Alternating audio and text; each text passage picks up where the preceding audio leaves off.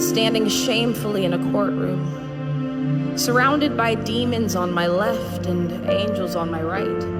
Satan as the persecutor, holding millions of records about my life, and God sitting on a throne with a mighty gavel in his hand. I had no lawyer.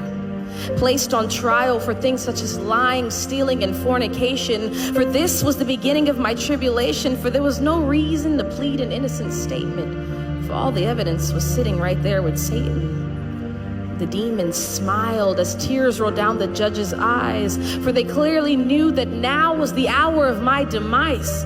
But wait. In came a light shining so bright that the demons, smiling, suddenly jumped with fright. And the man that walked in that night was none other than Jesus Christ. Darkness departed to give way, and glory was all the angels could say, as the man that walked in that night pulled out a lighter and immediately set Satan's records against me on fire. He took the sentence file and erased my name, looked at me in the eyes and said, "Daughter, I'll take the blame." Handcuffs were placed on this man and he was thrown to the ground. The entire courtroom gasped at this horrendous sound, and the sudden seized the beat of his heart. The man that walked in glowing had now become dark. I did this to him. My lying, my stealing, my cheating, and he took the pain and spent 3 days in the hell that I was to go to for eternity. I left the courtroom that day, and there was nothing I could say.